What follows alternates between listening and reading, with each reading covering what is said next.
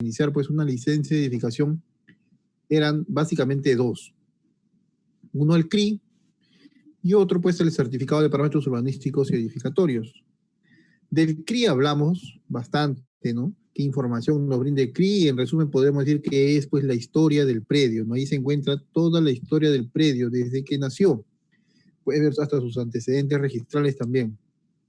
Entonces ahí se puede identificar si cuenta con declaratorio de fábrica, si cuenta con independización, si tiene cargas, si tiene gravámenes, si tiene pues sucesión intestada, compra-venta, quiénes son los propietarios, las dimensiones del inmueble, ¿ya? Del predio, de los colindantes, etcétera, ¿no? Entonces, la dirección, toda esta información se encuentra pues ahí en ese certificado registral inmobiliario, ¿no?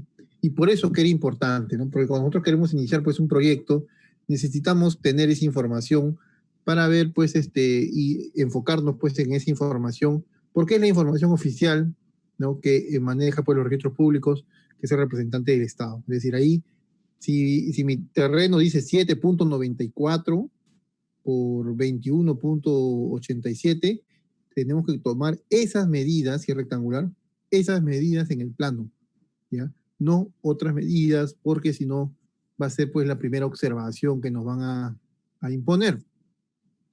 También habíamos hablado pues de la declaratoria de fábrica, ¿no? Hemos hecho un resumen de lo que es la declaratoria de fábrica, ¿ya? Con la ley pues 27157 y la 29090. Y pues el otro documento indispensable es el certificado de parámetros urbanísticos, y justamente de eso vamos a hablar hoy día, ¿ya? Y después hablaremos de lo que son las modalidades de licencia, que también creo que me estaban consultando en la clase anterior, les dije que ahora íbamos a ver justamente eso, ¿ya? Y después del break, que ya sabemos que normalmente es a las 7, vamos a ver pues ya un poquito de cálculo, ¿no? Vamos a ver anteproyecto y vamos a ver pues las factibilidades de servicios. A ver, entonces empecemos con lo que es el certificado de parámetros urbanísticos y edificatorios. Bueno, este certificado pues de parámetros urbanísticos y edificatorios, ¿ya? Es un documento que nos emite la municipalidad, ¿no? En el cual pues nos indica cuáles son los parámetros, ¿no? De diseño que debemos de tomar en consideración, ¿ya? Para nuestro proyecto. Y es una hoja como esta, ¿no? Bueno, pueden ser varias, dependiendo del formato de cada municipalidad, pero es algo así, un certificado de parámetros urbanísticos certificatorios. Este es del distrito de Los Olivos en Lima. Por ejemplo, ahí nos indican, ¿no? Cuál es la densidad neta, el área del lote normativo, el frente normativo, el coeficiente máximo de edificación, en fin, ¿no? Retiros, etc. Y también están estipulados algunos decretos supremos y resoluciones, ¿ya? Ministeriales, ya que también nos condicionan, ¿no?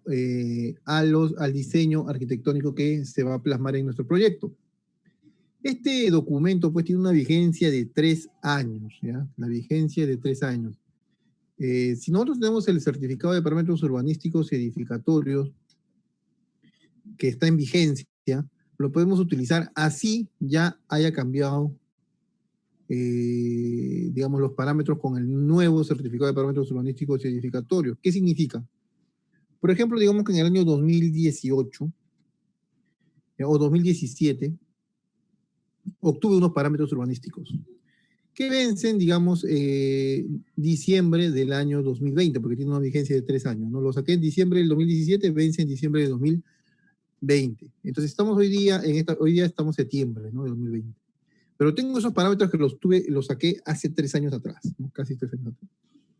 Y entonces, pero recién ahora me pongo, pues, voy a realizar, pues, mi proyecto, ¿ya? De licencia de edificación, y voy a trabajar con esos parámetros. Pero también voy a solicitar los nuevos, vaya a ser el caso de que haya cambiado, ¿no? Y digamos que saco mis parámetros urbanísticos y edificatorios y realmente, pues, ¿no? Efectivamente han cambiado, ¿no? Han sufrido modificación. Y esa modificación, de repente, nos es un poco perjudicial, ¿no?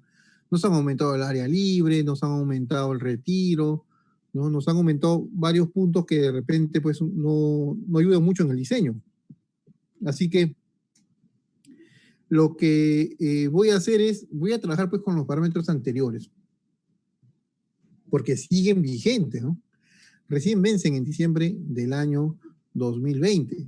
Así que voy a armar mi expediente, ¿ya? Y tendría que presentar mi expediente, ¿no? Que ingrese mi expediente de la municipalidad antes que venza, antes de que tenga vencimiento mis parámetros, ¿no? O sea, digamos que vence el 3 de diciembre.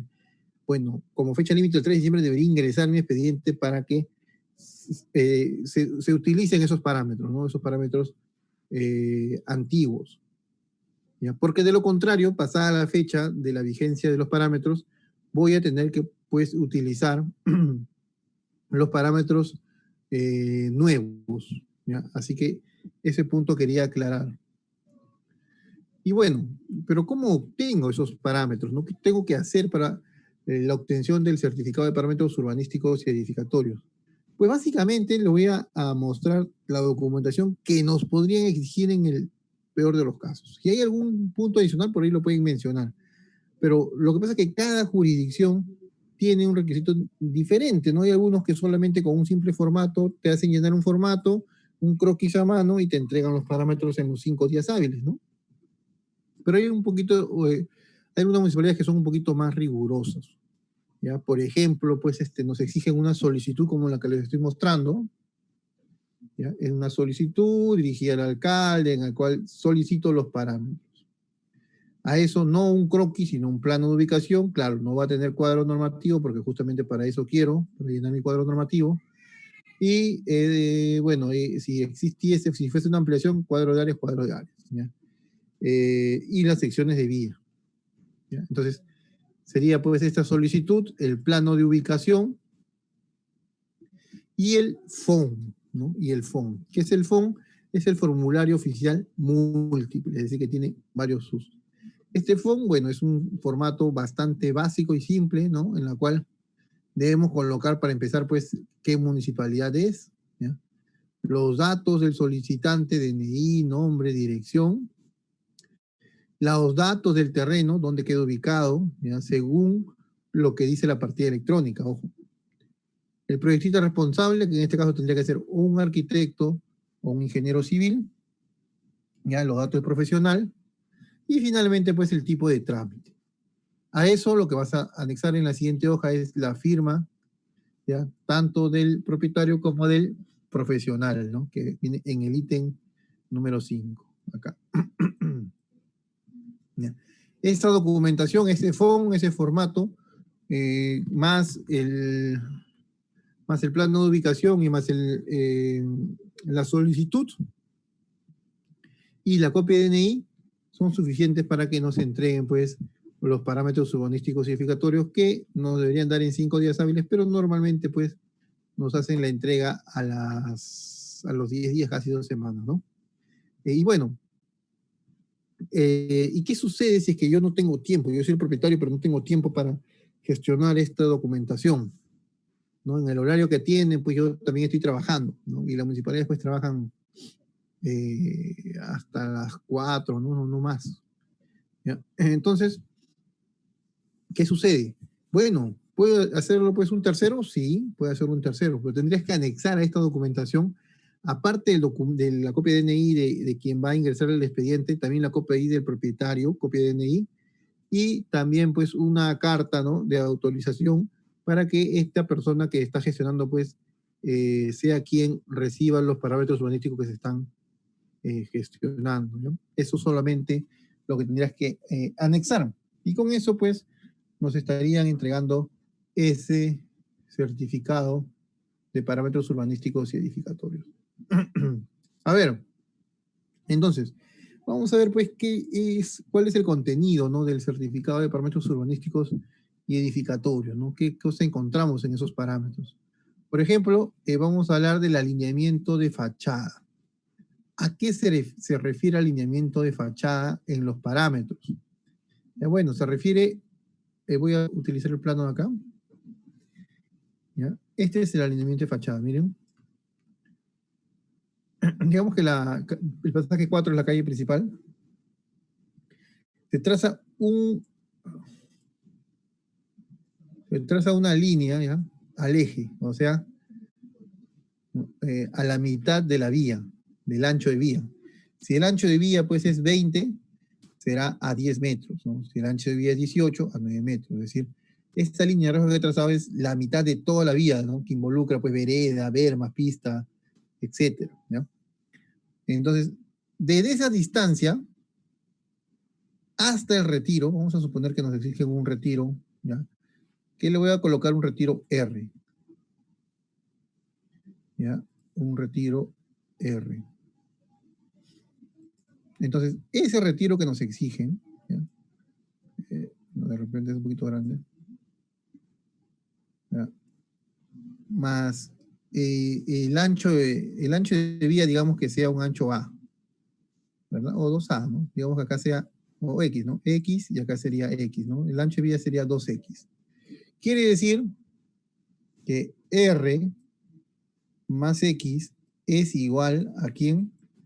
Al alineamiento, ¿ya? De fachada.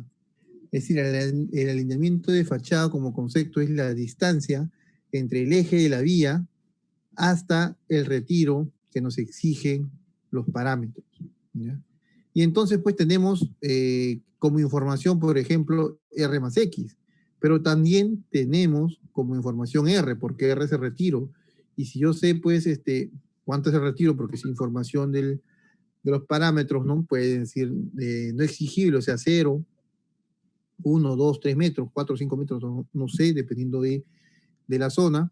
Entonces tengo R y tengo R más X. En consecuencia, tengo X también, que es el ancho, la mitad del ancho de vía. O sea que tendría yo el ancho de vía, ¿verdad? A ver, ¿cómo es eso? Por eso me está confundiendo. A ver, vamos a ser claros. Digamos de que R, ya vamos a poner un ejemplo, R que es el retiro, ¿ya? Digamos que es igual a 3 metros, ¿ya? Es igual a 3 metros.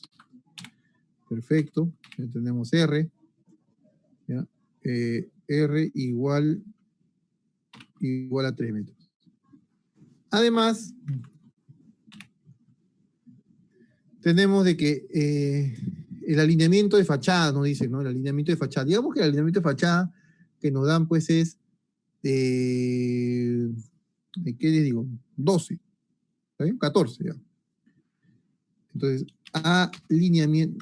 alineamiento de fachada. ¿A qué es igual el alineamiento de fachada? Bueno, eso es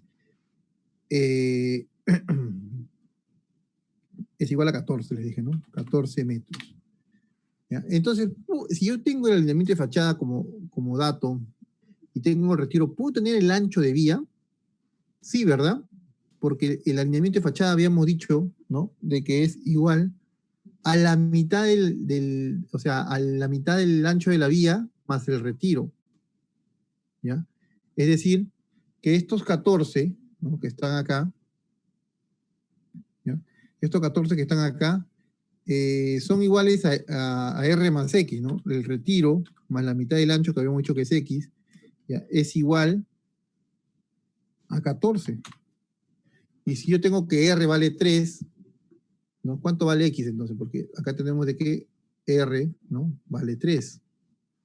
R vale 3. Si R vale 3, entonces X valdría 11. Y si X vale 11, significa que 2X, que es el ancho de la vía, vale 22. O sea, ya tengo como dato en el ejemplo, en el supuesto ejemplo que he dado, que el ancho de mi vía es 12 y eso podría utilizarlo para mis secciones, ¿no? Para mi sección, ¿no? Para eso nos dan esa información. ¿De acuerdo? Correcto. Entonces, eso es el alineamiento de fachada. En nuestro caso, ya, a ver. Vamos a ver qué otra información tenemos. Ya vimos el alineamiento de fachada. Tenemos el coeficiente, ¿no? Coeficiente de edificación. El coeficiente de edificación, ¿ya? Es la división entre el área techada total más, perdón, dividido entre el área del terreno. A ver, veamos un pequeño ejemplo. Digamos de que tengo pues un terreno, ¿ya? A de terreno, ¿ya? El área del terreno digamos que es 200 metros cuadrados.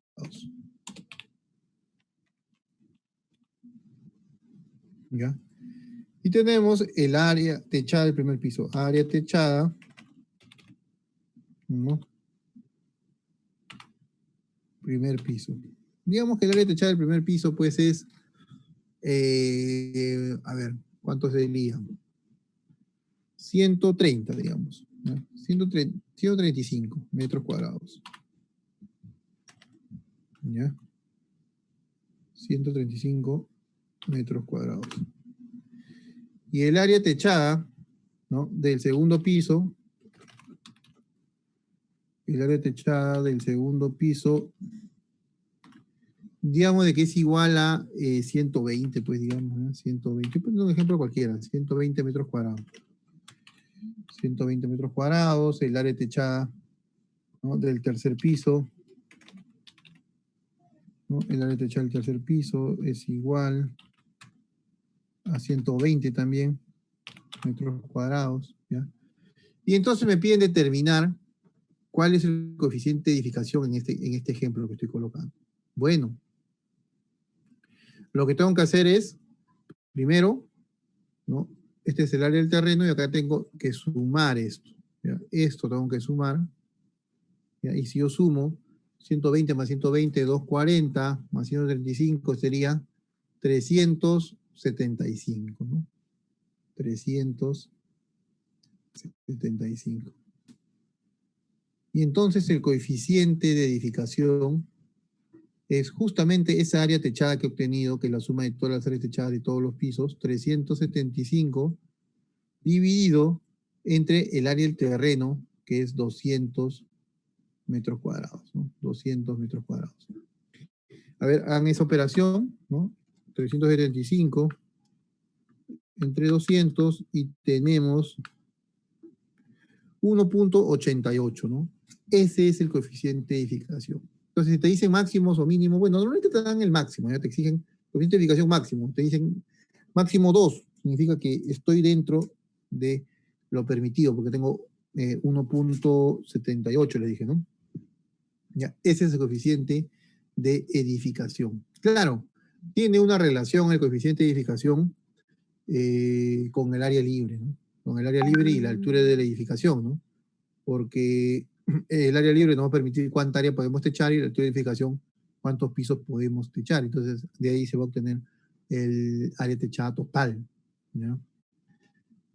Correcto. Entonces, seguimos. El porcentaje de área libre, bueno, el área libre es el área que no está techada, ¿ya? En el ejemplo que acabamos de ver, por ejemplo, decíamos que el terreno es 200 y el área techada del primer piso es 135, ¿ya? El área libre se saca del primer piso, ¿ya? Siguiendo el mismo ejemplo, ¿no? Teníamos que el área del terreno, ¿no? Que el área del terreno es igual a 200, ¿no? Metros cuadrados, ¿ya? Y tenemos de que el área techada del primer piso, ¿verdad? El área techada, ¿no? Del primer piso, habíamos dicho de que es 135 metros cuadrados, ¿ya? Y entonces, pues, el área libre será, lógicamente, el área libre, ¿no? Será igual a la diferencia, ¿no? 200 menos 135, que sería 65 metros cuadrados. ¿Y cómo obtengo el porcentaje de área libre? Bueno, simplemente el porcentaje de área libre será igual a los 65, ¿verdad? Dividido entre 200, ¿ya? Y eso por 100, pues, ¿no? Para que salga en porcentaje. ¿Y cuánto te sale 65 entre 200? 32.5%, ¿no? Es decir, el área libre será 32.5%. Si a mí me exigen que área libre 30%, bueno, estoy por encima, así que estoy en lo correcto. El porcentaje mínimo del área libre nos exige que tenemos que estar por encima de ese porcentaje que nos exigen. ¿De acuerdo? Luego tenemos la altura máxima de edificación, bueno, que viene referida a la cantidad de pisos que están permitidos. Luego viene pues el retiro municipal, que acabamos de ver en su momento, cuánto tenemos que retirarnos desde nuestro límite de propiedad frontal. Puede ser retiro frontal, puede ser retiro posterior o puede ser retiro lateral, ¿no? Nos pueden exigir los 3, 1 o 2 retiros. Luego tenemos el área de lote normativo, ¿no? El área del lote normativo, ¿ya? En realidad es 90 metros cuadrados, ese es el mínimo. No puede haber un terreno menor a 90 metros cuadrados. Pero hay municipalidades, como en este caso, como acá en la imagen que podemos ver, a la derecha, ¿ya? Por ejemplo, donde me dicen a mí que el área del 7, ¿no? El área de lote mínimo normativo es para unifamiliar 120 y para multifamiliar o 150 o 200, ¿ya?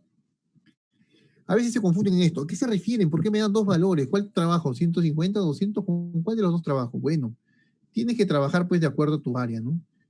Si te dicen que el mínimo es 150, quiere decir que desde 150, ¿ya? Si tu área es de 150, trabajas ahí. Hasta 200, ¿no? Abierto, o sea, menor a 200. ¿Ya? Trabajas con esa columna acá.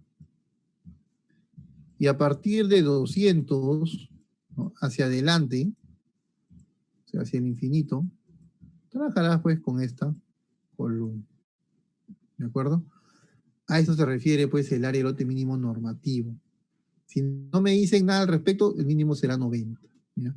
Algo similar es con el frente normativo mínimo. El mínimo es 6, ¿ya? Así como está indicado acá también, ¿no? Para unifamiliar, pero mira, para multifamiliar me dicen 8 o 10, dependiendo. ¿Ya? Entonces tú ya, una vez que seleccionas, pues, con el área, con qué columna vas a trabajar, los parámetros de esa columna vas a recibir, vas a utilizar. Por ejemplo, si estás en esta columna, tu frente mínimo será 8, ¿no? Es decir, si tu área de terreno está entre 150 y 200, ¿ya? Tendrás que trabajar con un frente de 8. Si tu terreno es superior a 200, 200 o más de 200, tendrás que trabajar con un frente mínimo normativo de 10, ¿ya? Y así cada parámetro va a cambiar dependiendo de ello. Entonces, a eso está referido. Pueden ir haciendo sus consultas también, ¿ya? Pueden ir haciendo las consultas. Acabado esto de parámetros voy a responder. Que tengan que ver con lo que estamos viendo, por favor, por favor. ¿Ya? Coeficientes máximos y mínimos. Lo que no tengan que ver con el tema, lo puedes responder al final, ¿ya? Pero ahorita solamente enfocadas a los parámetros. Luego, ¿qué más tenemos? Tenemos, pues, bueno, habíamos dicho área de lote mínimo normativo, frente normativo, densidad, ¿no? Densidad neta. Expresada, dicen, habitantes por hectáreas. ¿Qué es la densidad neta? La densidad es el número de habitantes, ¿ya? Es el número, ¿ya? El número de habitantes entre el área del terreno, entre el área del terreno. Correcto.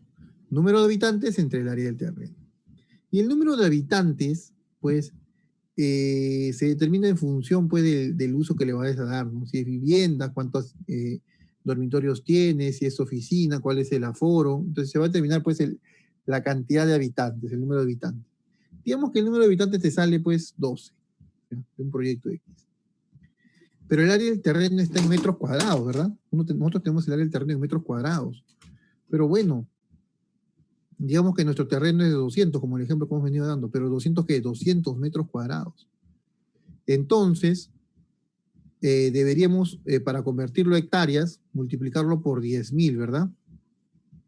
Por 10.000. ¿Por qué por 10.000?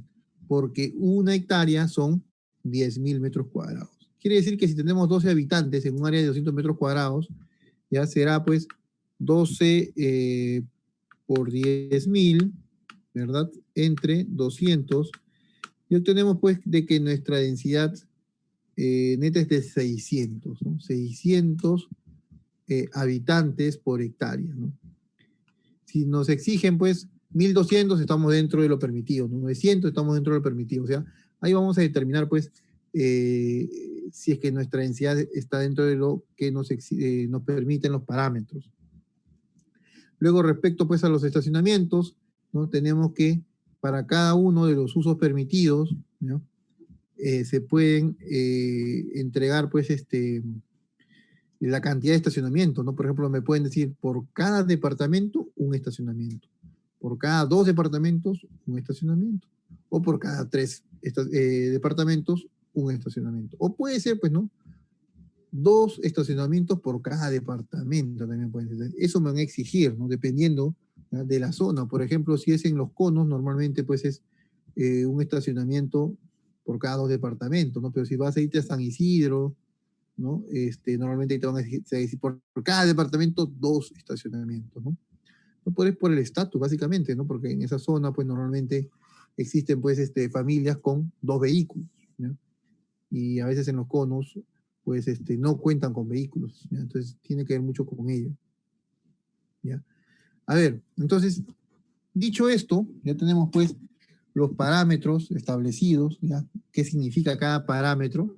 Pero hay que ver ahora, pues, si es que algunos parámetros pueden ser flexibilizados, ¿no? Si se puede flexibilizar. La pregunta del millón, ¿se puede reducir el área libre? La respuesta es sí. Si me dicen 30%, puedo bajarlo hasta 27, 28%. ¿Ya? O sea, puedo trabajar con un área libre menor de lo que me exige el parámetro, pero debo sustentarlo. Debo sustentarlo, indicando que con el área de los 27, 28 metros por ciento, 27, 28% de área libre, estoy igual cumpliendo con las dimensiones de los pozos de luz, ¿ya? De los ductos que van a brindar iluminación y ventilación adecuada, es decir, que la iluminación y la ventilación está garantizada a pesar de haber reducido el porcentaje de área libre, ¿ya? Entonces, sí se puede. Respecto a la altura máxima de edificación, ¿se puede aumentar un piso adicional? Bueno, también se podría siempre y cuando consideres que tu edificación va a estar dentro de interés social, ¿no? De interés social. Si lo consideras como un proyecto de interés social, o sea, bajo el régimen que utiliza, pues, mi vivienda, el techo propio, bajo ese régimen, pueden darte, pues, hasta 2 pisos adicionales, ¿ya? Y con ese régimen también nos pueden reducir la cantidad de estacionamientos, ¿no? A un estacionamiento por cada 3 viviendas, ¿no? El área del lote normativo, ¿no? A veces me preguntan, ingeniero, el mínimo es 90, ¿no? Pero yo tengo, bueno, en mi parámetro dice 120, como el que les mostré hace un momento, ¿ya? O 150, yo tengo 120 y me exigen 150 porque voy a ser multifamiliar. ¿Qué hago? ¿No voy a poder construir o qué? Entonces la respuesta es, tienes que consultar en la municipalidad y presentar tu caso.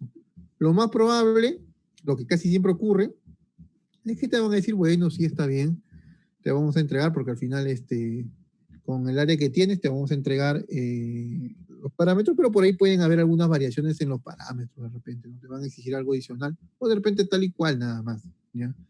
Entonces, miren, y lo mismo por el frente normativo mínimo, ¿no? El área normativo mínimo y el frente normativo mínimo pueden flexibilizar las municipalidades.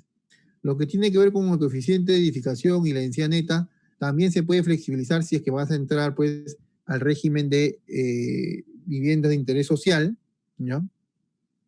Porque vas a aumentar pisos, y de hecho que al aumentar pisos va a aumentar tu coeficiente de edificación y también tu densidad neta, y de repente puede sobrepasar lo que nos indican los parámetros, así que también se van a flexibilizar en ese caso particular, ¿ya?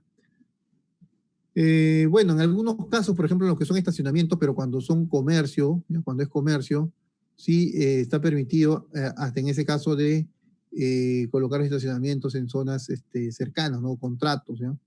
O normalmente cuando es modalidad C, o sea, se podría hacer, sí, se puede hacer, para que no te puedan, pero no es tan seguro, así que lo correcto sería de que consideres pues los estacionamientos que se necesitan.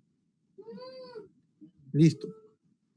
¿Ya? A ver, eso respecto a los parámetros, bueno, acá podemos ver algunos parámetros urbanísticos y edificatorios, ¿ya? Tenemos ahí, por ejemplo, el de la Municipalidad de San Borja, ¿no? Ambos son de la Municipalidad de San Borja, tienen ellos, por ejemplo, un formato ahí, un plano de ubicación, ¿ya? Y acá están, por ejemplo, pues, los datos del terreno, ¿ya?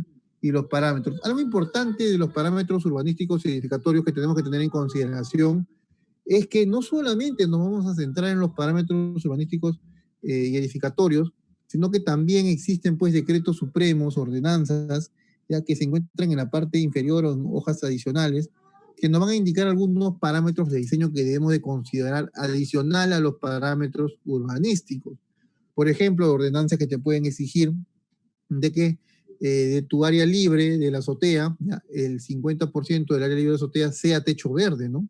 Como es el caso de La Molina, ¿no? Que nos exigen eso. O que si tu azotea es de un fin común, ¿no? Es un área común, ¿no? Con, digamos, una terraza común, ¿no? Para reuniones sociales, ese nivel debe ser el piso de esa terraza, debe ser pues un piso acústico, ¿no? Para evitar pues que el ruido de esa reunión social genere inconvenientes a los departamentos del piso inferior, ¿no?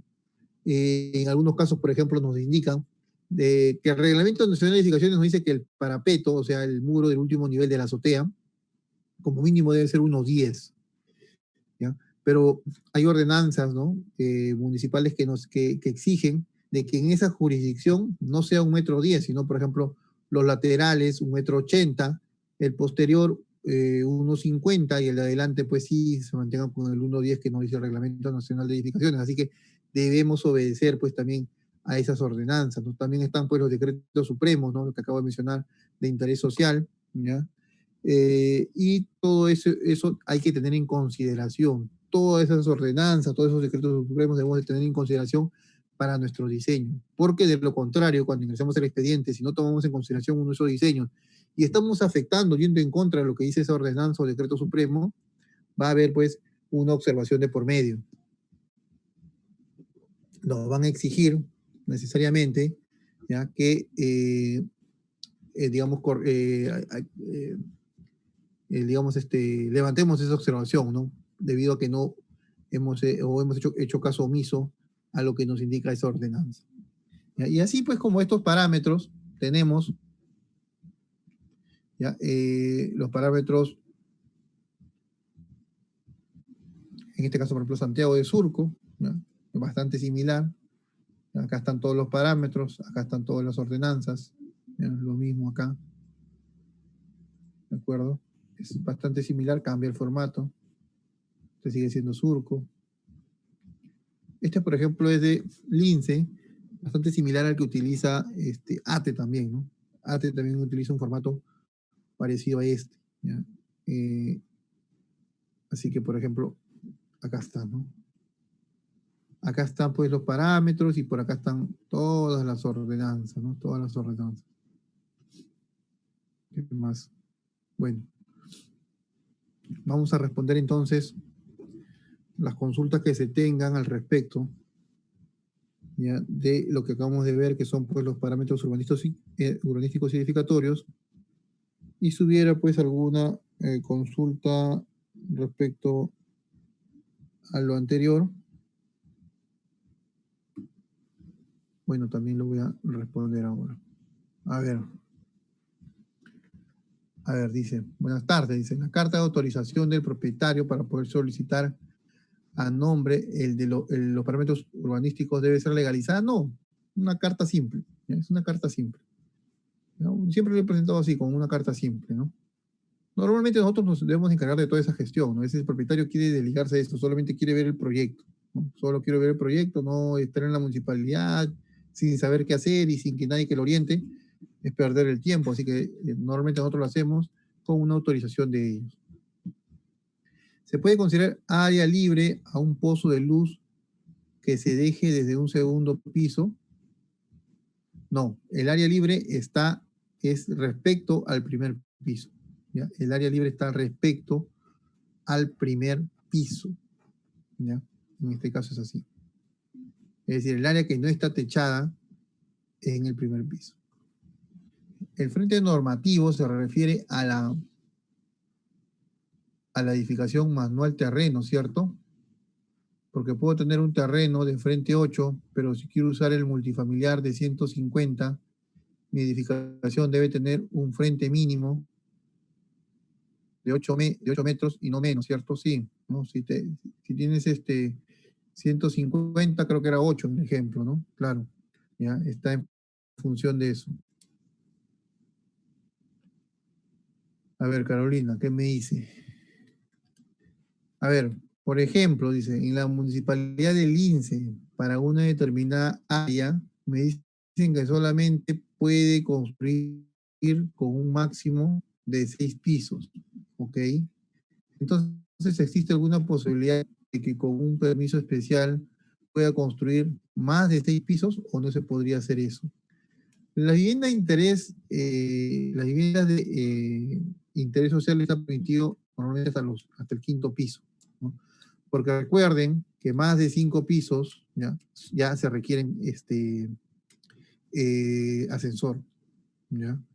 Así que para 6 pisos no te van a permitir, a menos que, de todas maneras le voy a enviar, ¿ya? No sé si les envié esos decretos supremos, se los voy a mandar por acá, ¿ya? Me vas a acordar al final para poder adjuntarle, ¿ya? Esa información y lo puedan revisar, ¿ya? Pero tendrías que ver pues si calificas para vivienda de interés social primero, ¿ya? Que revisar ahí.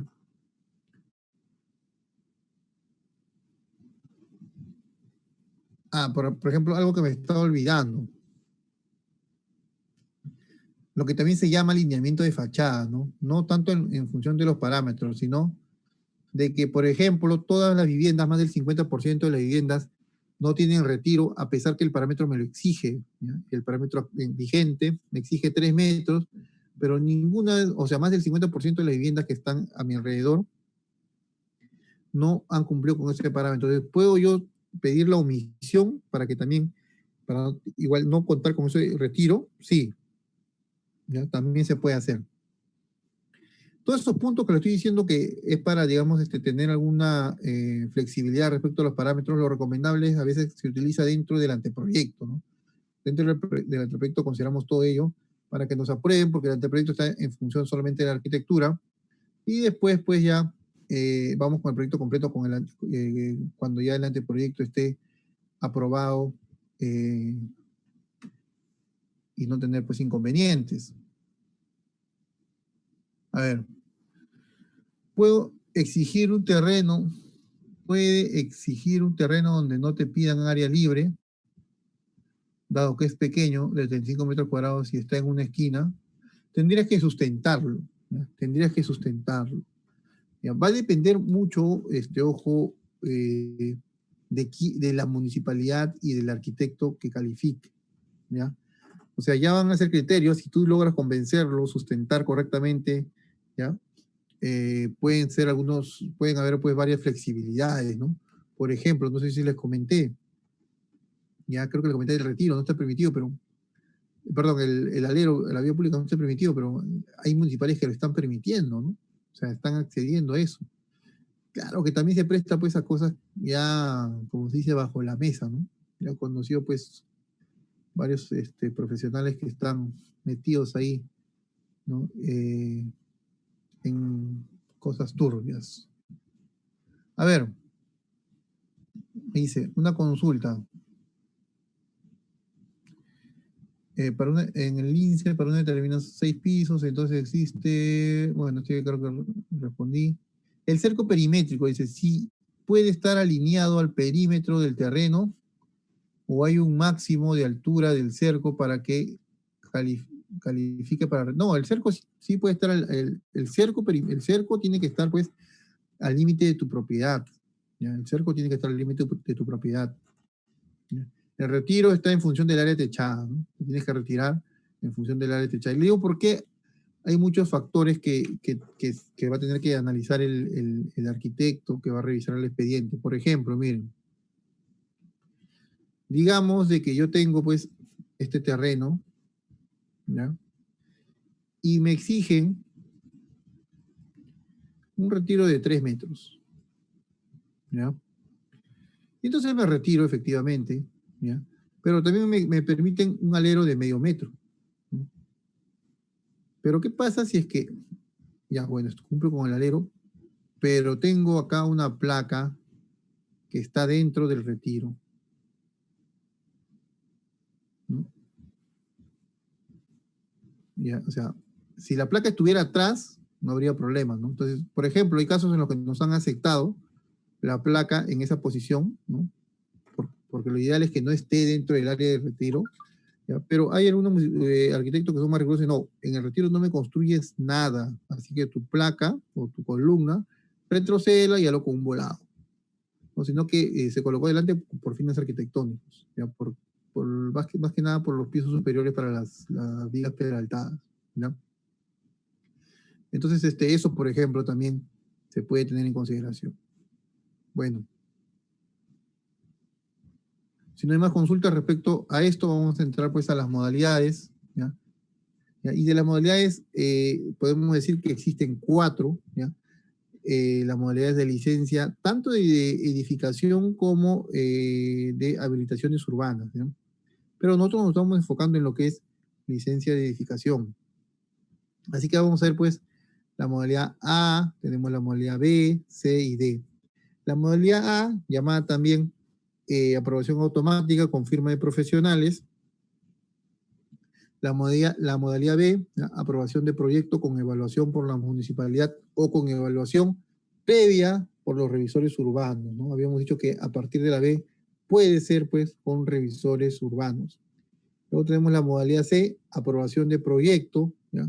Con evaluación previa por la comisión técnica o por los revisores urbanos. C y D, ¿ya? Es lo mismo, ¿ya? Comisión técnica o revisores urbanos. Pero ¿de qué depende la modalidad? ¿Ya? Es decir, yo, ¿cómo sé a qué modalidad va a ser el proyecto que voy a desarrollar? No es que yo elijo, ¿no? Yo no elijo la modalidad, ¿ya? Sino que mi proyecto va a calzar en una de estas modalidades, ¿ya? Y para eso debemos de ver, pues, a qué se refiere cada una de ellas. Por ejemplo, miren, modalidad A, la famosa aprobación automática, ¿no? Con firma de profesionales, ¿no? Nos habla de viviendas unifamiliares de hasta 120 metros cuadrados, ¿no? Viviendas unifamiliares de hasta 120 metros cuadrados construidos, ¿no? Bueno, en realidad está hablando del área techada, ¿no? Ampliaciones de viviendas unifamiliares también, con un máximo de 200 metros cuadrados, ¿no? Esos 200 metros cuadrados es la suma de lo existente más lo que estás ampliando, ¿no? No debe de ser superior a los 200 metros cuadrados para que sea modalidad A. Remodelaciones de vivienda unifamiliar que no impliquen modificación estructural, ¿ya? También es modalidad A. Construcciones de cercos, recuerden que habíamos hablado que hasta 20 metros no era necesario sacar una licencia de edificación. Bueno, cuando el cerco supera los 20 metros, ya se requiere una licencia y será bajo modalidad A. Demolición total de edificaciones menores de 3 pisos de altura, ¿no? También modalidad, pero siempre y cuando no cuenten con semisótanos, sótanos y no se haga el uso de explosivos, ¿no? Obras de remodelación, según el Reglamento Nacional, ¿ya? De Edificaciones. Obras de carácter militar, ¿ya? O sea, obras que tengan que ver pues, con las Fuerzas Armadas o la Policía Nacional del Perú, también deberían ser bajo modalidad A, ¿ya? Pero en realidad pues esto no siempre ocurre, ¿no? Y les digo porque yo he trabajado proyectos para la policía y para la marina y normalmente pues no nos exigen licencia, ¿no? Porque son pues zonas en las que pues la municipalidad no tiene acceso normalmente. Así que pues y son ambientes enormes y pues no solicitan licencia, ¿no? Y por eso que están, o sea, provocan también fomentan la informalidad desde las mismas instituciones, ¿no? Edificaciones para el desarrollo de proyectos de inversión pública, no están comprendidas edificaciones que constituyen patrimonio cultural de la nación declaradas por el Ministerio de Cultura, edificaciones que requieren ejecución de sótanos o semisótanos, excavaciones mayores a 1.50, se van a tramitar bajo la modalidad B. Entonces vamos a ver, pues, respecto a esta modalidad, un pequeño ejemplo, ¿no? ¿Para qué es este ejemplo? ¿No? ¿Cuál es la finalidad del ejemplo que les estoy mostrando? Para que ustedes determinen y tengan una idea a la hora de cotizar. Cuando ustedes van a cotizar un inmueble, respecto, pues uno puede decir, bueno, para mí el metro cuadrado del proyecto cuesta tanto, o yo lo saco pues de acuerdo del proyecto que se está enfocando, pero cualquiera sea el caso, uno necesita por lo menos saber bajo qué modalidad se va a presentar el proyecto, porque una cosa es modalidad A, ¿no? B, C o D, ¿no? ¿Por qué? De repente entre la A y la B no hay mucha diferencia, pero entre la B y la C sí, porque ya entra la comisión a tallar y la comisión es más rigurosa. ¿Ya? Y aparte que van a haber mayores documentaciones, ¿no? Entre una modalidad y la otra van a haber algunos documentos o algunos trabajos adicionales que hay que considerar en el expediente. Por ejemplo, plano de seguridad, estudio de suelos, ¿ya? Todo eso tendría factibilidad de servicios, tendríamos que contemplarlo dentro de nuestro costo, dependiendo de la modalidad que fuera. Entonces, por ejemplo, miren, si es que pues Valeria dice es propietaria de un terreno en la organización Ingeniería Javish, dicho terreno tiene un área de 140 metros cuadrados. O sea, tenemos un terreno de 140 metros cuadrados y ese terreno, ¿ya? O sea, el área del terreno, ¿ya? Es igual a 140 metros cuadrados. ¿Ya? Y entonces, pues, me dicen que van a hacer una vivienda unifamiliar de un piso. ¿Ya? Una vivienda unifamiliar de un piso. A ver, yo reviso los parámetros y me dicen área libre 30%. 30%. O sea que solamente voy a poder construir el 70%. ¿Ya? ¿Y cuánto es el 70%, ¿no? De 140? ¿No? Es 140 por 0.7, ¿verdad? ¿Cuánto será ese valor? ¿No? 98, ¿verdad? 98 metros cuadrados. ¿Ya? ¿Y qué me dice la modalidad? Hasta 120, ¿no? 98 es menor a 120, así que será pues modalidad A, aprobación automática, modalidad A. Y entonces pues, si es modalidad A, yo voy a saber pues cuánto le voy a cobrar a esta propietaria. ¿Por qué? Porque para modalidad A se requieren pues estos requisitos, ¿no? Dentro de la parte pues del FU, de los recibos, ¿ya? Declaraciones juradas, parámetros, CRIP, presupuesto de obra, ¿ya? Que son documentaciones. Dentro de la parte técnica vamos a entrar el plano de ubicación y localización, ¿no? Plano de ubicación y localización, los planos de arquitectura, estructuras sanitarias, eléctricas, sus respectivas memorias descriptivas, todo ello sellado, firmado por los respectivos profesionales, ¿no? Que en este caso son arquitecto, civil, sanitario y eléctrico o electromecánico. Es decir, la parte técnica va a ser esto vamos a entregar, ¿ya? Claro, vamos a tener que solicitarle al cliente, pues, el certificado de parámetros urbanísticos y edificatorios, el CRI, vamos a elaborar este presupuesto, que es un presupuesto simple, vamos a ver más adelante. Bueno, las declaraciones juradas, de no ser propietario, pero tengas derecho a edificar, tienes que presentar ese documento que acredite tu derecho a edificar, ¿ya? Bueno, y el FUE, ¿ya? Entonces, eso va a contener un expediente de modalidad A. ¿Y cuál es el flujograma? Bueno, el flujograma, a ver, ingreso el expediente, ¿no? Recepción del expediente, ¿ya? Y van a hacer la verificación administrativa, ¿ya? Van a revisar mi expediente, ¿de acuerdo? Y si es conforme, me van a entregar pues una resolución de la licencia de edificación. De no ser conforme, me van a entregar una notificación para levantar las observaciones. Si no subsano, bueno, hay una sanción, ¿no? ¿Ya? Y si es que es subsano, voy a ir nuevamente a ingresar al expediente y voy a seguir el mismo ciclo. Pero en forma paralela, recuerden que esta modalidad se llama aprobación automática. En forma paralela a que están revisando mi expediente, yo ya puedo iniciar desde el momento que ingreso al expediente obras preliminares. ¿Ya? Recuerden, obras preliminares. ¿Ya? ¿A qué se refiere preliminares? Bueno, puedo seguir haciendo el cerco, puedo colocar los almacenes, hacer el trazado, ¿no? El trazado, todo lo que implique trabajos previos antes de hacer movimiento de tierra. Movimiento de tierras no. Entonces ya puedo hacer ello.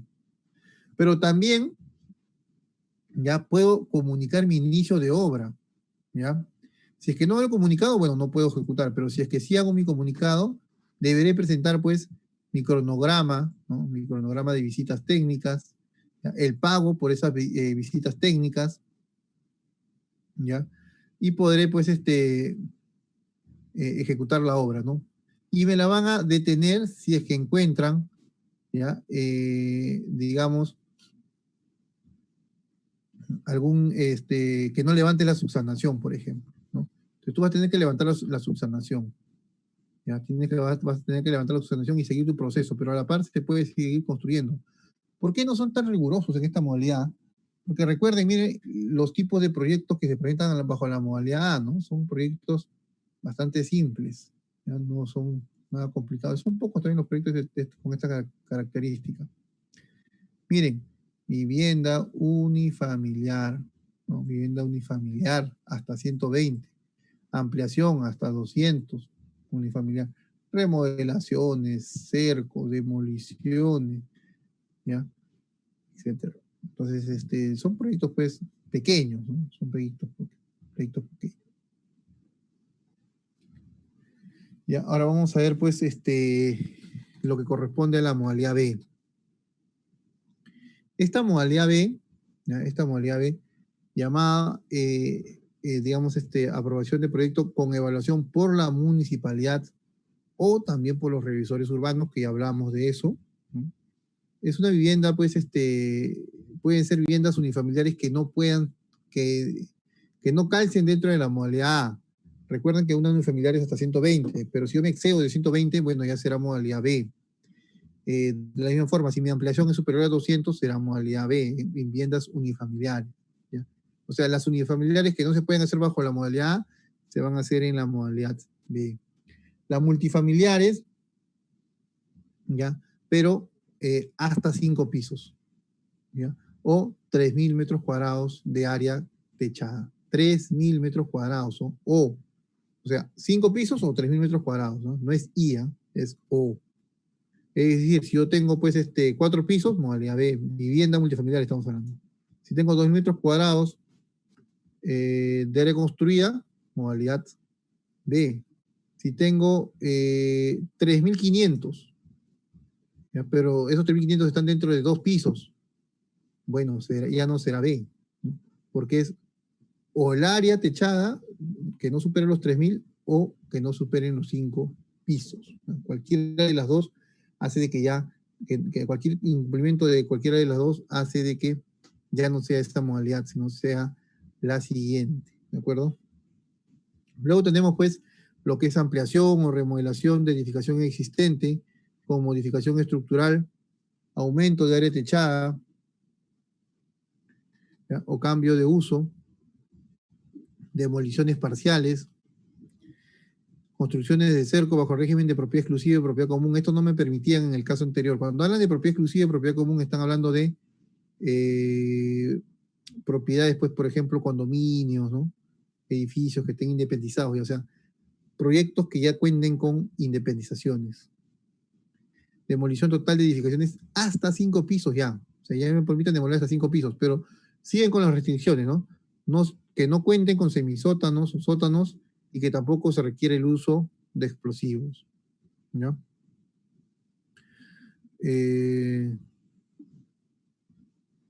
No sé, están comprendidas las que están, edificaciones que están dentro del patrimonio cultural de la nación. Ya vamos a ver pues acá otro ejemplo, la construcción de condominios Pistamar, ¿no? En Miraflores.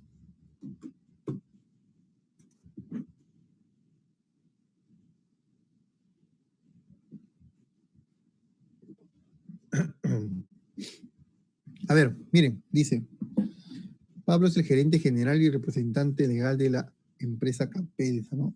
Se adquirió un terreno de 200 metros cuadrados para un nuevo proyecto inmobiliario. Entonces decide por la construcción de un condominio, de un edificio de 4 pisos en la avenida Pardo, ubicado en el distrito de Miraflores, ¿ya? Bueno, ahí está toda la descripción. Entonces, hay que determinar pues qué modalidad es. A ver, me dicen 4 pisos.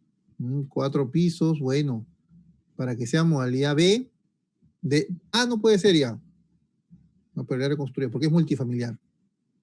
Así que puede ser B o C. 4 pisos, bueno, la B me dice que no superen los 5 pisos, o sea que estoy dentro de lo que me permite la modalidad B. Pero te dicen 4 pisos o 3, perdón, 5 pisos o 3.000 metros cuadrados, no debemos superar esas medidas. Así que hay que ver si es que no excedemos los 3.000 metros cuadrados. Bueno, si tengo 200 metros cuadrados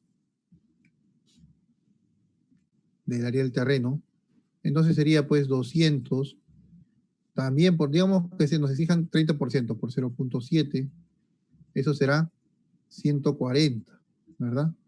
Pero son 4 pisos, 140, para el segundo también 140, para el tercero también voy a construir 140 y para el cuarto 140. Y eso me da pues un valor de 560. Y 560 pues es menor a los 3.000, ¿no?, que me exigen. Así que sigo estando bajo la modalidad B, ¿no? Porque no supero los 3.000 metros cuadrados, no supero los 5 pisos y es una vivienda multifamiliar. Así que ya determiné que la modalidad es B. ¿Y qué me exigen en la modalidad B? ¿Ya? ¿Qué diferente a la modalidad A? ¿Qué cosa diferente? Bueno, lo primero es lo mismo, el formulario. Vamos a llenar el formulario. De no ser propietario, documento que acredite su derecho a edificar, declaraciones juradas, el CRI, los parámetros y el presupuesto, no hay problema. Acá está lo nuevo, factibilidad de servicios. Factibilidad de servicios para obra nueva de vivienda multifamiliar y afines al de vivienda. ¿Ya? Multifamiliar. ¿Ya? Pero les dije también de que puede ser una unifamiliar, ¿verdad? Unifamiliar que no cumple con la modalidad A. Bueno, acá sí no me piden factibilidad de servicios, pero si es multifamiliar o afines, sí me van a exigir factibilidad de servicios. ¿Por qué me exigen factibilidad de servicios si tengo medidor de luz, medidor de agua? ¿Por qué me lo exigen?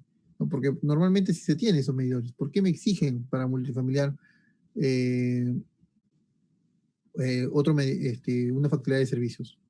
¿Ya? Eso vamos a verlo más adelante, ¿ya? Después del break, cuando entremos al tema de factibilidades. A ver, dentro de la documentación técnica están pues igual el plano de ubicación y localización, arquitectura, estructuras sanitarias, ¿ya? Eléctricas, y otras como por ejemplo puede ser un plano de sostenimiento en el caso de que hayan excavaciones, ¿no?, de semisótanos, sótanos, ¿ya? Todo esto acompañado con memorias descriptivas, ¿ya? Y pues nos van a exigir, si es que fuera necesario, un estudio de suelos. ¿Por qué digo si es que fuera necesario? Porque el Reglamento Nacional de Edificaciones me dice que estudio de suelos, ¿ya?, es exigible para 4 pisos a más, 500 metros cuadrados de área techada, o si es que son proyectos, ¿ya?, en la cual va a haber una gran afluencia de público, ¿ya? Entonces se requieren para cualquiera de esos 3 casos un estudio de mecánica de suelos. ¿Ya? En el caso de que lo presentemos por los revisores urbanos, bueno, vamos a tener que adjuntar pues nuestro informe técnico aprobado por los revisores urbanos más el expediente que fue revisado por estos revisores. ¿Ya? Para proyectos multifamiliares se junta sacar todo riesgo contratista.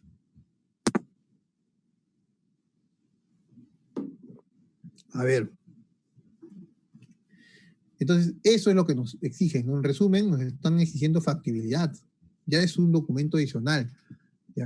Ya hay que presentar planos a CEDAPAL, o bueno, dependiendo de la entidad prestadora en la que se está haciendo el proyecto, ¿ya?, o de factibilidad de energía eléctrica.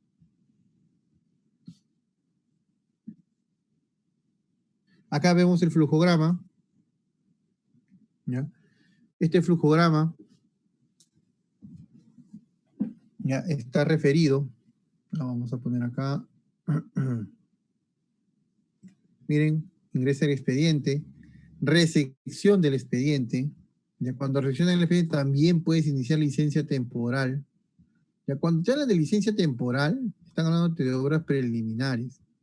Ya, o sea, a veces dicen, no, yo tengo la licencia temporal, así que voy a empezar a construir. Hacen excavación, hacen vaciado de cimiento, etcétera. No, solamente obras preliminares. ¿Ya? Hace la verificación administrativa 15 días. Si es conforme, nos van a dar una resolución. Ya con esa resolución comunicamos el inicio de obra, adjuntando los cronogramas, el pago de verificación técnica, el pago de la póliza CAR, y podemos ejecutar obra. Pero puede darse caso de que no sea conforme. La no conformidad nos indica que nos van a entregar una notificación.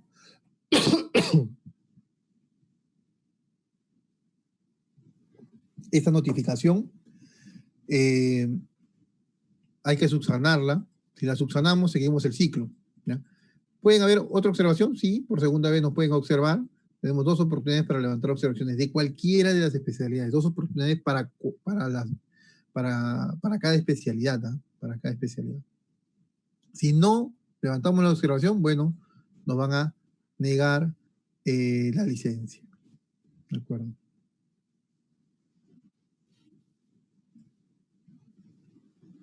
Bueno, también tenemos ahora lo que es la modalidad C.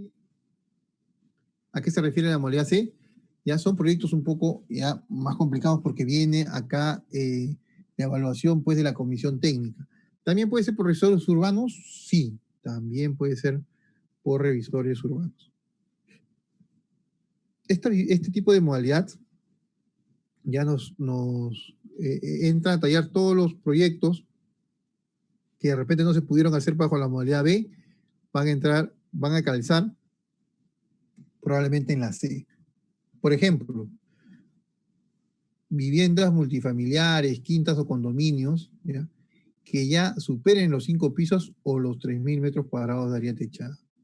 En la B habíamos hablado que el límite era 5 pisos y 3.000. Bueno, si te excedes de ello, ya es modalidad C, para viviendas multifamiliares. Fines de diferentes viviendas, ¿ya? A excepción de la modalidad D. ¿Ya? Acá en la modalidad C entra casi todo. ¿Eh? Uso mixto de vivienda. Ya luego tenemos pues intervenciones en predios que constituyen patrimonio cultural de la nación también. Cuando es un proyecto que involucra pues una zona que es patrimonio cultural de la nación, ¿ya? Es sí o sí modalidad C, sea cual sea el proyecto, sea unifamiliar, sea cerco, sea lo que fuere, va a ser modalidad C porque está dentro del patrimonio cultural de la nación. ¿Ya? Además tiene que ser aprobado por el Ministerio de Cultura. Locales comerciales, culturales, centros de diversión y salas de espectáculos con un máximo de 30.000 metros cuadrados de área techada. ¿No? Ahí nos están dando el límite. ¿No? Cuando te hablan de uso de mixto de vivienda, bueno, estamos hablando de vivienda, comercio, ¿no? O sea, hay una combinación. Mercados también me dicen máximo hasta 15.000 metros cuadrados de área techada. 15.000 metros cuadrados de área techada para mercados. Locales para espectáculos deportivos que no superen, ¿no? Los 20.000 ocupantes, ¿no? Un aforo máximo de 20.000. Demolición total de edificaciones ahora ya con más de 5 pisos que requieran uso de explosivos, ¿no? Vamos a hacerlo pues bajo la modalidad C. Todas las demás edificaciones que no se encuentren contempladas en la A, B y D. Cualquier proyecto, a veces me dicen, ingeniero, este tipo de edificación no lo encuentro en ninguna modalidad. Bueno, si no está en ninguna modalidad, será modalidad C. Por ejemplo, la iglesia, ¿no? Yo pertenezco a una iglesia o una iglesia, puede ser católica o lo que fuera. ¿Ya? Ese proyecto de iglesia, ¿qué modalidad será? Porque no hablan de iglesias, ingeniero. Bueno, si no te mencionan en una de las modalidades, será modalidad C. ¿Y qué tenemos de la modalidad C? ¿Qué podemos decir de la modalidad C? Bueno, esta modalidad, vamos a borrar, esta modalidad, ya nos estoy colocando también un ejemplo, ¿no? Ya Javier, el representante legal de la compañía GO, nos quiere un terreno de 15.000 metros cuadrados en la avenida, ¿ya? El Lirio, y se piensa hacer pues un centro comercial, ¿no? De 3 niveles. Entonces, nos preguntan si este proyecto, pues, bajo qué modalidad será, ¿ya? Puede ser, el solo hecho de decirnos, pues, ya, de que es un centro comercial, ya descarta la modalidad A y B. Solamente puede ser o C o D, ¿verdad? Entonces vamos a determinarlo en función también del área techada, porque miren, estamos hablando de centro comercial, y el centro comercial, ¿ya? O sea, nos dicen que como un máximo, ¿no? Locales comerciales como un máximo de 30.000 metros cuadrados, ¿no? 30.000 metros cuadrados. Y nosotros tenemos, ¿no? Que acá el área de terreno es 15.000, así que habría que determinar cuántos metros cuadrados, ¿ya? Vamos a utilizar. Digamos que el 50%, ¿no? Sería 7.500 por 3 pisos, ¿no? Estamos hablando de 22, ¿no? 22.000, ¿no? 22.500. Estamos por debajo de los 30.000 que nos exigen la modalidad C, así que en este caso sería pues modalidad C. Hay mucha similitud entre la C y la D, ¿eh? O sea, pero la D es un poco más, proyectos más grandes ya.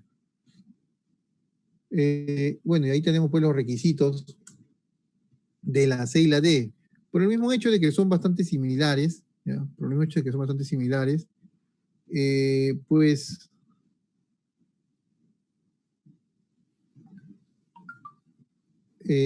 voy a indicar pues los requisitos son los mismos, ¿ya? Por ejemplo, esta parte inicial pues ya la hemos visto, ¿no? Formulario, esto ya está, pues, ¿no? En caso de demolición, bueno, también, ¿no?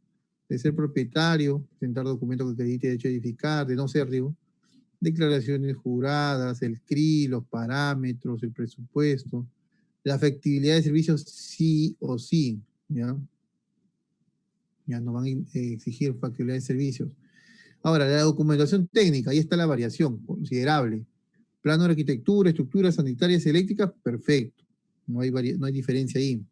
Plano de sostenimiento de excavaciones, bueno, si en caso hubiese semisótano o sótano. Las memorias, también. Estudio de mecánica de suelos, sí o sí, ¿ya?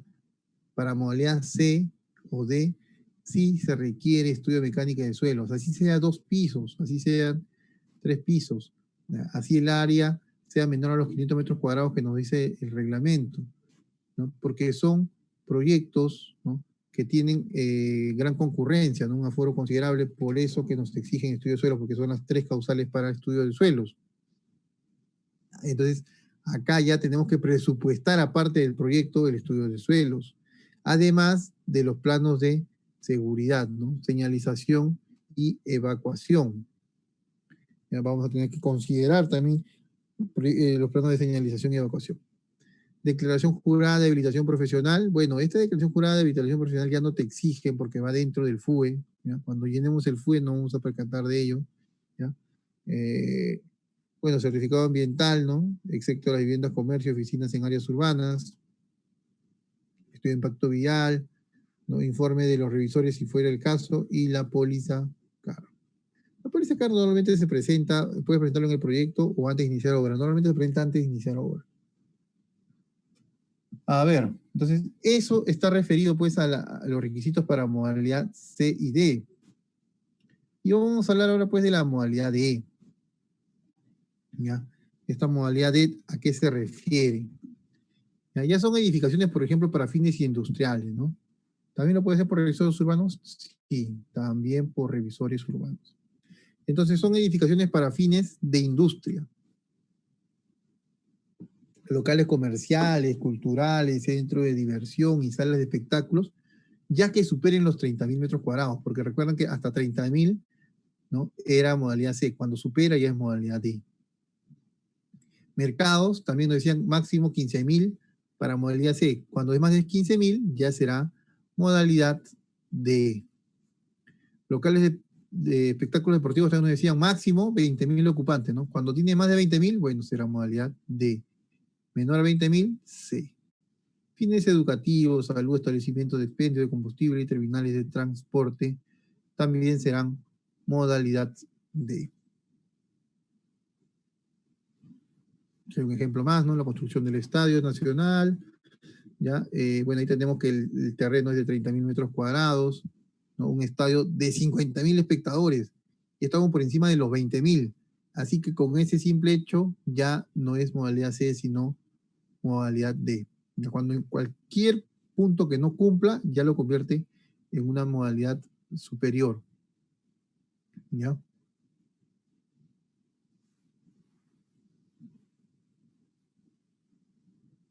Procedimiento municipal, bueno, hay que presentar 3 juegos del FUE, ya las documentaciones que se requieran, que tengan que ver pues con los planos, las memorias, los documentos. Dentro de los documentos les dije que está pues el presupuesto, el CRI, los parámetros urbanísticos edificatorios, ¿ya? Toda esa información. A ver, y vamos a ver ahora el flujograma, ¿ya? De licencia de edificación bajo la modalidad C y D.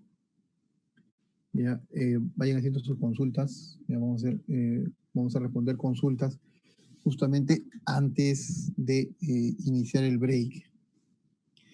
Ya que está programado para las 7, pero de repente a veces se adelanta dependiendo de, o se hace después, dependiendo de la cantidad de consultas que puedan haber. A ver, entonces miren, lo que tenemos que hacer es ingresar el expediente, recepción del expediente, una preverificación, ¿ya? Comisión técnica, 20 días. ¿Ya? En caso de que sea aprobado, ¿ya? La arquitectura nos van a dar una licencia temporal. ¿Ya hemos hablado de la licencia temporal? Sí. Que es la licencia temporal para lo que corresponde pues a obras preliminares, ¿verdad? Ya, pero puede ser de que el dictamen, ya, esto siempre y cuando solamente aprueben arquitectura, pero todo el expediente, si es que no es conforme, vamos a tener que hacer un levantamiento de observaciones, ya, las subsanaciones. Si no se levanta, se deniega, y si se levanta, vas a presentar nuevamente el expediente y sigues el flujo, ¿no? Tienes 2 oportunidades para levantar observaciones. Digamos que ya es conforme el levantamiento, así que te dan una emisión de licencia, ya te van a entregar tu resolución de licencia de edificación, y si quieres iniciar obra, bueno, vas a tener que presentar los documentos que acabamos de ya indicar respecto pues al cronograma de visitas, pago de verificación técnica, póliza CARE, etc. ¿Ya? Eso es el flujograma tanto de la modalidad C como de la modalidad D.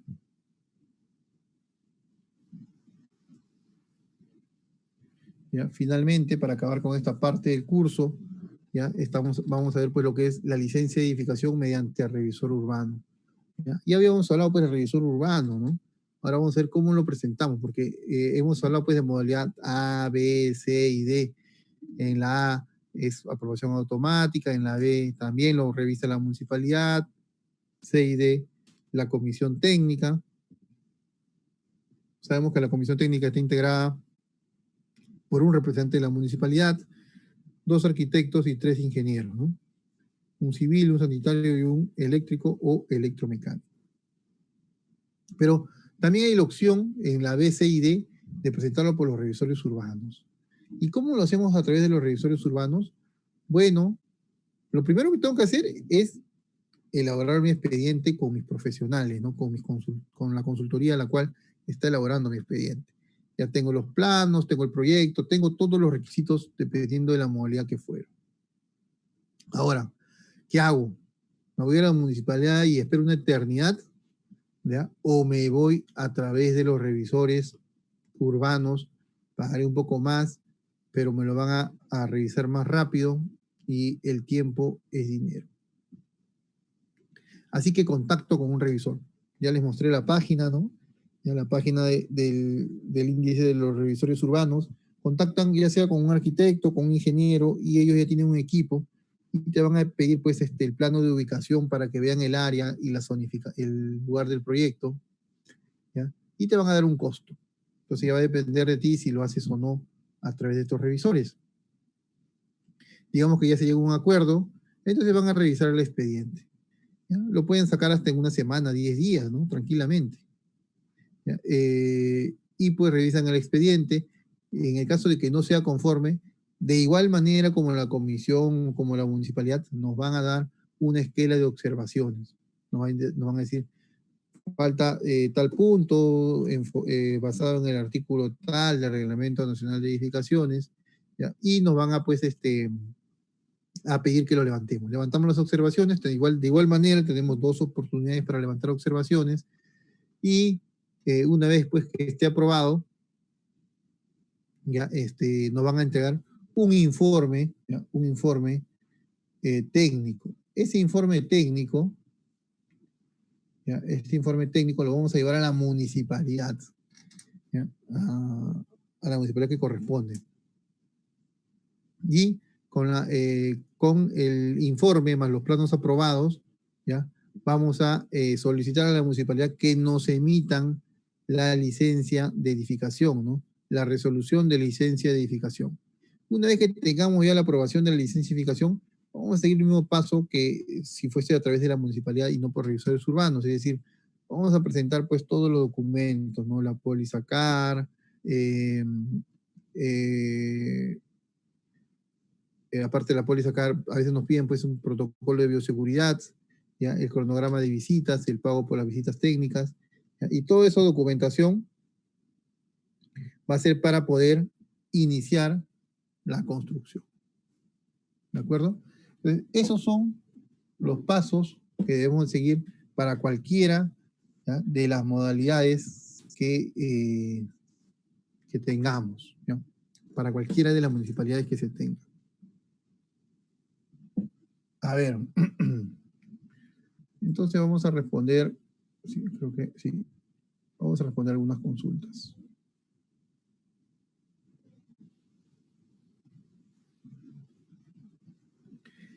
A ver, ¿qué me dice Andrea? Me dice, ¿el cerco perimétrico sí puede estar alineado al perímetro del terreno? Sí, el cerco perimétrico sí. Yo creo que sí respondí. A ver, Leslie. En caso de ser un proyecto de una casa de playa que incluye sótano, ¿ya? Entiendo que se encuentra en modalidad B, correcto. Pero según los requisitos solicitan factibilidad de servicios y estos lotes en playa no cuentan con ello. ¿Cómo se procede con este documento que no tiene aún el proyecto? Se encuentra por Punta Negra. Ya. A ver. Bueno, me estoy adelantando un poquito a lo que es las factibilidades, pero sí, es cierto lo que dice Leslie, ¿no? Hay lugares donde no existe, por ejemplo, puede ser en Chilca, en el mismo, yéndote por la carretera central, por Chosica, Punta Negra. ¿Ya? Hay sectores, ¿ya? Donde no cuentan pues con los servicios básicos o solamente cuentan con agua, pero no con desagüe, ¿ya? Entonces, ¿cómo hacemos ahí? En el caso digamos, en el caso de Leslie, si es unifamiliar, no te van a pedir factibilidad de servicios, ¿no? Si es unifamiliar, me dice que es una casa de playa, no te van a solicitar factibilidad de servicios. Pero digamos que en otro caso diferente nos exijan factibilidad de servicios, bueno, vas a tener que buscar una alternativa. Ya les cuento una anécdota. A ver, sucede pues algo similar, ¿no? En una zona donde no había servicios y pues por eso les digo que no todo está escrito, sino que hay momentos en los cuales nosotros tenemos que ir a hablar pues con los representantes de la municipalidad, con los que van a revisar el expediente para ver qué solución puede darse. ¿Ya? Por ejemplo, en el caso de desagüe, bueno, podemos utilizar una alternativa que podrían ser, por ejemplo, los biodigestores, ¿ya? Y en el caso de agua, pues un almacenamiento con un tratamiento adecuado, ¿ya? Pero en un caso particular, recuerdo, hablando con el arquitecto, ¿ya? El arquitecto me dijo, mira, presenta tus planos, normal, como si tuvieras agua, desagüe, y ya bueno, cuando los servicios estén, se utilizarán pues esos documentos, ¿no? Nosotros vamos a hacer de cuenta de que sí existe agua de desagüe, pero en realidad pues vas a tener que hacer pues en el caso del desagüe por lo menos, ¿no? Un tratamiento, ¿no? Que puede ser, por ejemplo, la utilización de biodigestores, ¿no? Así que eso es lo que tendríamos que ver, pero tendríamos que, digamos, ver la solución con los representantes de la municipalidad, ¿ya? Ellos tienen conocimiento de que en la zona no hay agua ni desagüe, ¿ya? Creo que fue Punta Negra también un caso similar, también hablando con la arquitecta, ya estoy hablando de ese tiempo, ya hace 6 años más o menos, 6, 7 años, también, ¿no? Ella me dijo, sí, justamente en esa zona tienen agua, ¿ya? El agua sí llega, lo que no llega es, lo que no hay es desagüe. Así que respecto al agua no hay problema. Respecto al desagüe, bueno, buscar una alternativa. Hicimos pues el proyecto con biodigestores y no hubo problema. Y esas municipalidades también, al tener conocimiento de que no cuentan con servicios, son un poco también más flexibles al respecto, ¿ya? Pero siempre tienes que tomar tus precauciones para considerar todo ello en el proyecto, ¿no? Porque vas a tener que ahí pues conversar con los representantes de la municipalidad. ¿Existe una cantidad mínima de sótanos que piden para la modalidad C? No, no hay cantidad mínima de sótanos. Ya no existe cantidad mínima de sótanos, ¿no? Pero tampoco vas a hacer pues 20 sótanos, ¿no? Porque no va a ser económicamente muy rentable, ¿no? Ahí va, tiene que ver. Y se sabe eso, por eso que no te colocan límites, ¿no? En la modalidad C dice área techada para locales comerciales, no dice área construida. Área techada, sí, está enfocada en el área techada siempre, ¿ya? Todo está enfocado. Cuando te hablan de áreas y por ahí mencionan construida, en realidad está enfocado todo lo que es áreas techadas, ¿ya?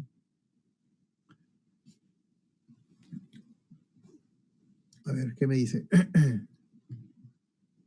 Si, si la propiedad tiene solo carta de posesión, ¿cuál es el procedimiento para adquirir la titulación?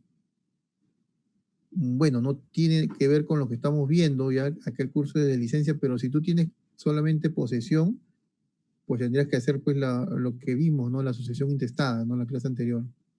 Asociación intestada, perdón, prescripción adquisitiva de dominio, ¿ya? Tendrías que hacer la prescripción adquisitiva de dominio si es que calificas para ello. Ya con posesión no te van a permitir una licencia de edificación.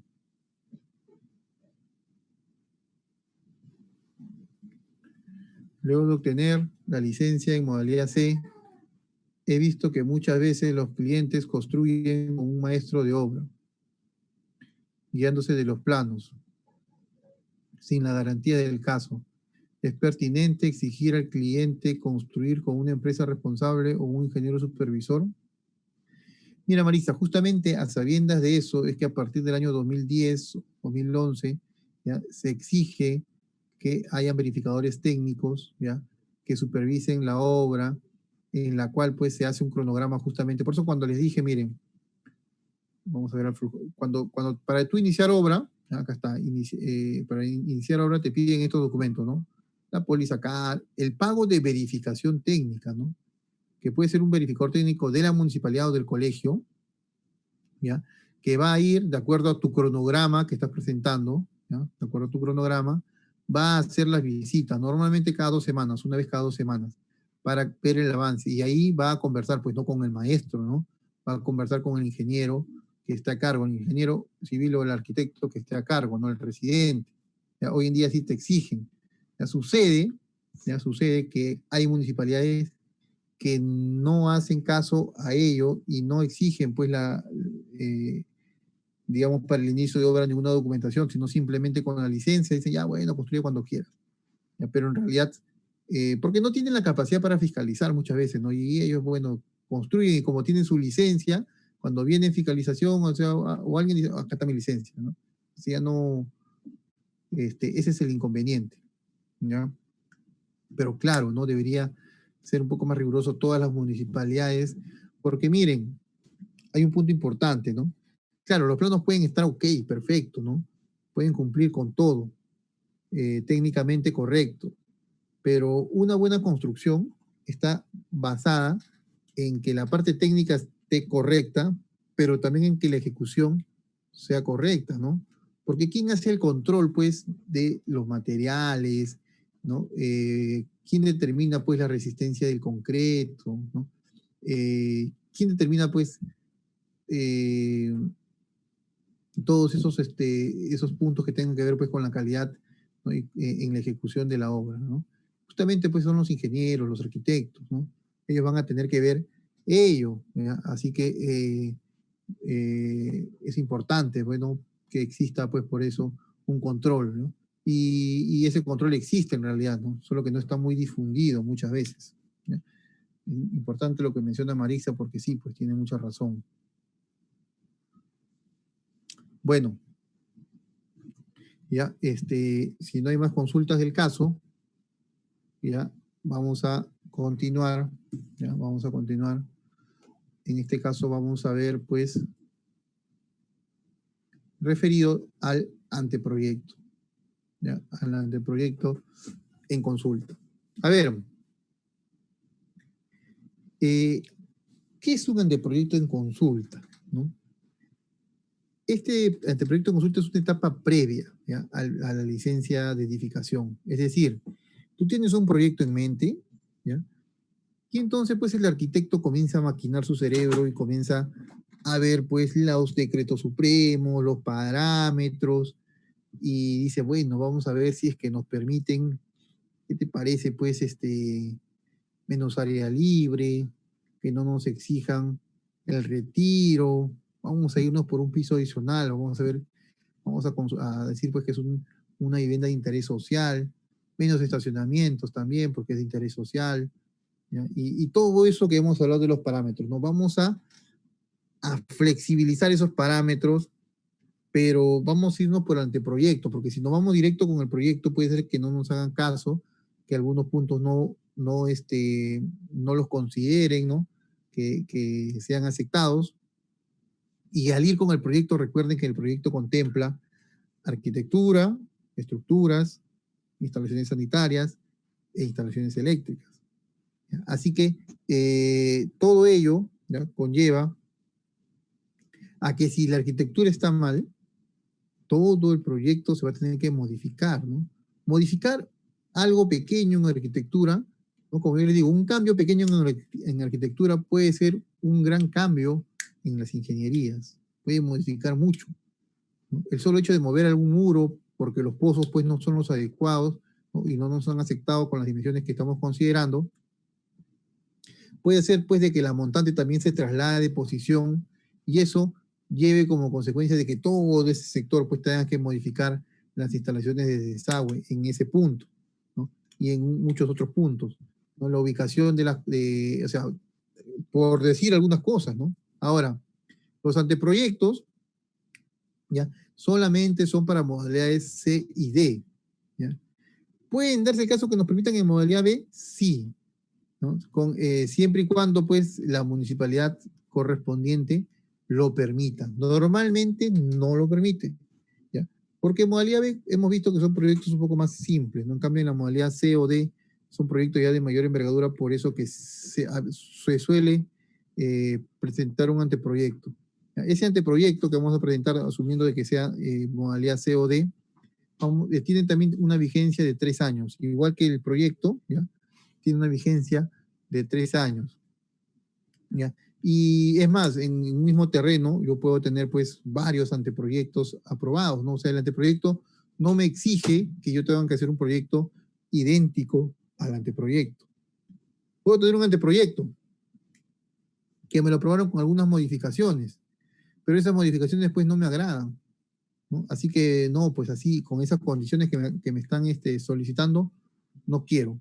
Así que voy a presentar otro anteproyecto. Ya no van a ser viviendas, van a ser oficinas.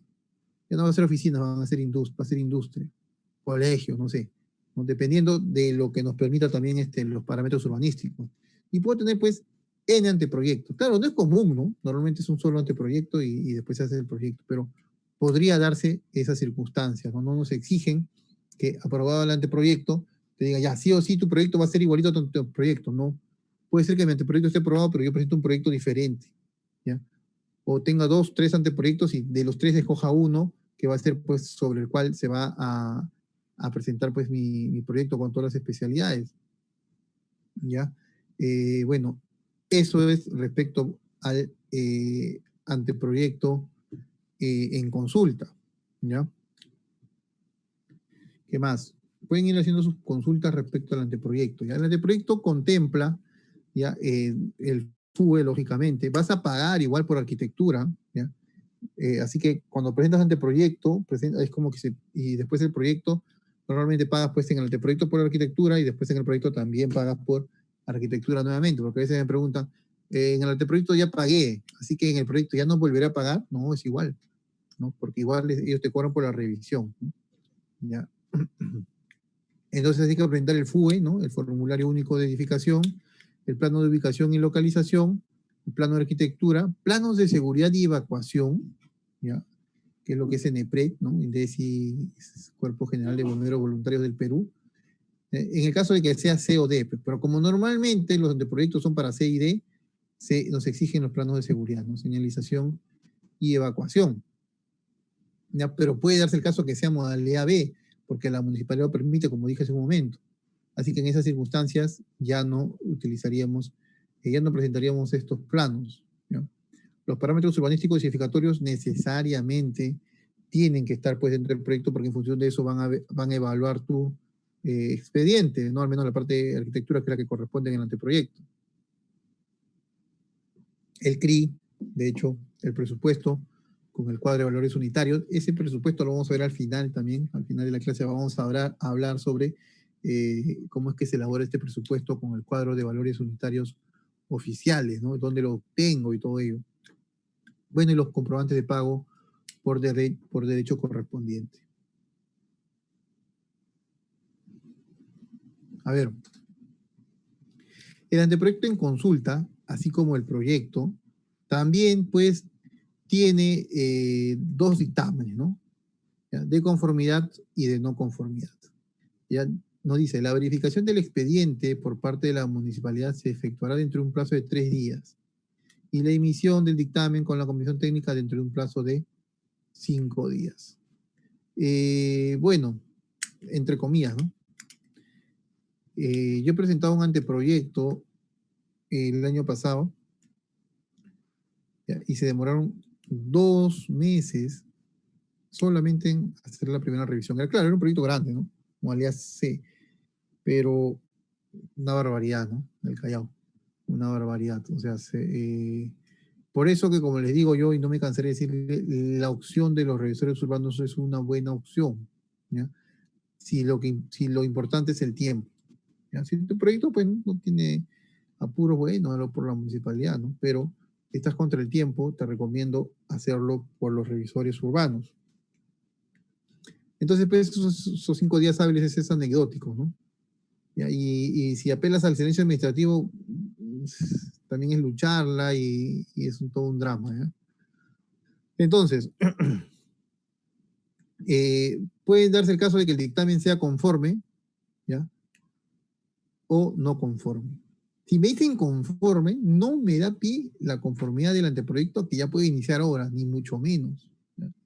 Si el proyecto en sí, con su aprobación, no me permite construir, porque les dije que el solo hecho de tener la resolución de la licencia de edificación no me permite construir todavía, sino que tengo que presentar documentación adicional, ¿no? La póliza CAR, el cronograma, visitas, en fin, visitas técnicas, en fin.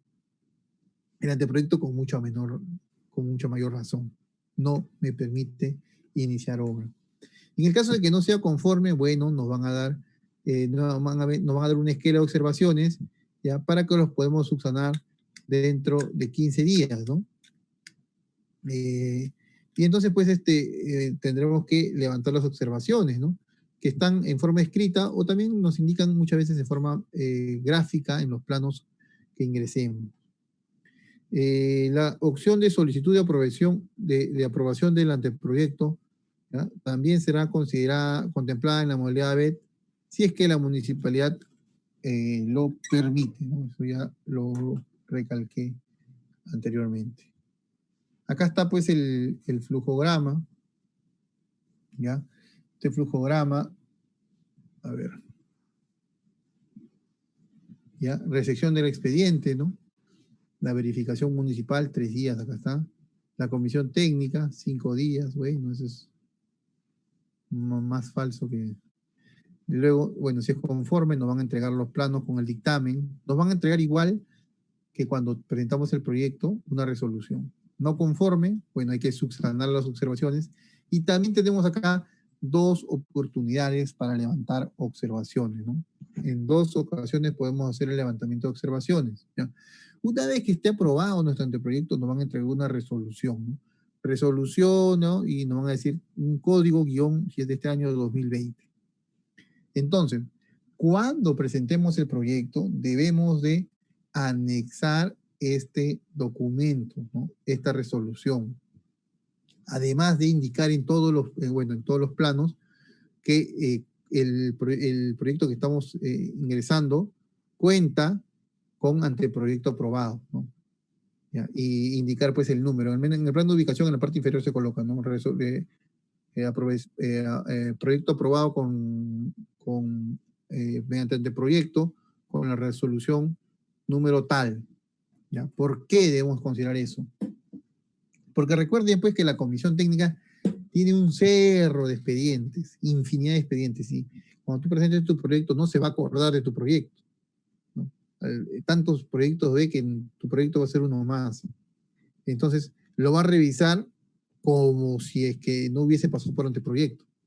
Por eso tienes que indicar que tienes un anteproyecto aprobado, que en ese anteproyecto aprobado me han aceptado reducir el área libre, me han aceptado, por ejemplo, ¿no? Estoy poniendo un ejemplo, me han aceptado el alineamiento de fachada, de no retirarme, ¿no? Omitir el retiro, y así, ¿no? Me han aceptado mediante el decreto supremo de vivienda de interés social, menos estacionamientos, más pisos, o sea, todo eso, ¿ya?, que me han aceptado en el anteproyecto, para que me lo validen en el proyecto, debo de anexar pues esa resolución e indicar en el plano de ubicación que hay un anteproyecto aprobado con esas características, para que no lo observe. Entonces, cuando los revisores, ¿no?, la comisión técnica vean, este es el anteproyecto aprobado, a ver, vamos a revisar su anteproyecto aprobado. Es correcto, sí, está acá, esto sí, menos, ya no es 30, hemos aceptado con 28% área libre. Retiro no tiene, sí, porque presentó, pues, sustentó de que en su cuadra, pues, más del 50% no hizo caso omiso al retiro, y bueno, ¿ya? Entonces, es importante por eso, ya, muchas veces presentar, pues, ese anteproyecto, pues, en consulta, porque nos va a ayudar a ya tener, pues, la arquitectura prácticamente definida, ¿ya?, y con un nivel de acabado superior, poder ya presentar el proyecto final y no corra riesgo de que me exijan pues modificar la distribución o las áreas de la arquitectura, que pueda contravenir a que las ingenierías también sufran modificaciones, ¿ya? Así que va a depender pues el anteproyecto también de la magnitud del proyecto. Pero si tú te vas, por ejemplo, a la segura, ya, un proyecto que va a cumplir con todos los parámetros, ¿no?, y no vas a solicitar nada adicional, bueno, ya no necesitas anteproyecto en esta situación, ¿no? Suficiente pues con presentar el, el proyecto completo, ¿no?, porque te estás yendo a la segura, ¿ya? O sea, estás cumpliendo con todos los parámetros que nos exigen. Bueno, a ver, consultas al respecto. Consultas al respecto.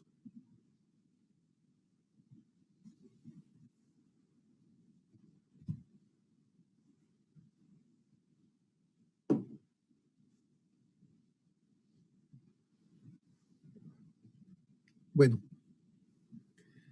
si no hay consultas, vamos a hacer un pequeño break, ¿ya? Un pequeño break de 20 a 25 minutos, ¿ya?, para poder continuar, ¿ya? Para continuar después de este breve receso, ¿ya?, para poder pues oxigenarnos, ¿ya?, y poder pues entrar con fuerza en la segunda parte, ya, en la cual pues vamos a ver netamente lo que son las factibilidades de servicios. Así que aprovechen para conseguir pues por ahí una calculadora, hojas, ¿no?, para que hagan el seguimiento de algunos cálculos que por ahí, bastante simples, pero que van a ayudar a poder saber algunos puntos básicos, ¿no? En lo que respecta a cálculos hidráulicos y eléctricos, ¿ya? Así que volvemos después de este pequeño break.